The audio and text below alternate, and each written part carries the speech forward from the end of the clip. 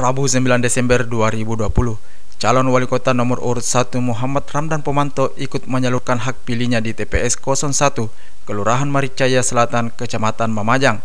Bersama istri dan putri sulung, proses pencoblosan di TPS berlangsung dengan protokol kesehatan yang ketat. Muhammad Ramdan Pomanto mengatakan, persiapan untuk melakukan pemilihan di TPS telah dipersiapkan mulai dari kesiapan fisik, kebersihan, dan penerapan protokol kesehatan yang ketat, seperti menggunakan masker, cuci tangan, dan memakai sarung tangan saat di TPS. Saya kira pertama kita harus lebih disiplin, jaga jarak, cuci tangan, dan pakai masker.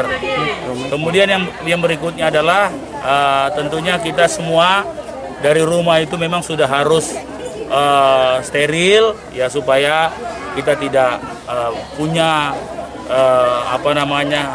risiko terhadap penularan. Ya, kalau kita makan yang baik, kemudian sudah sehat datang ke TPS, insya Allah imunitas kita sudah kuat di TPS. Kira-kira itu yang membedakan pilkada kali ini dengan yang sebelumnya.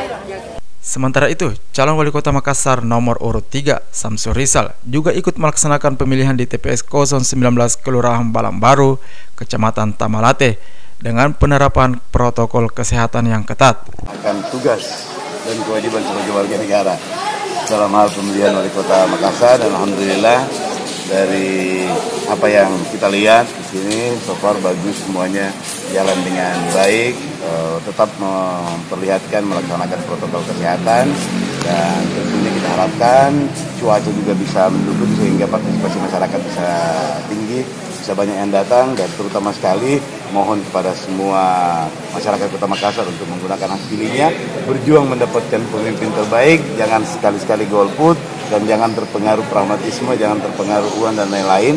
Pilihlah sesuai hati nurani, dan insya Allah Sumberina Makassar pilihan terbaik. Sistem pemilihan wali kota dan wakil wali kota Makassar di tengah pandemi COVID-19 memang cukup berbeda dengan tahun-tahun sebelumnya. Hal ini karena pilkada masih dibayang-bayangi oleh pandemi COVID-19. Namun hal tersebut tidak menurunkan semangat paslon untuk optimis menang.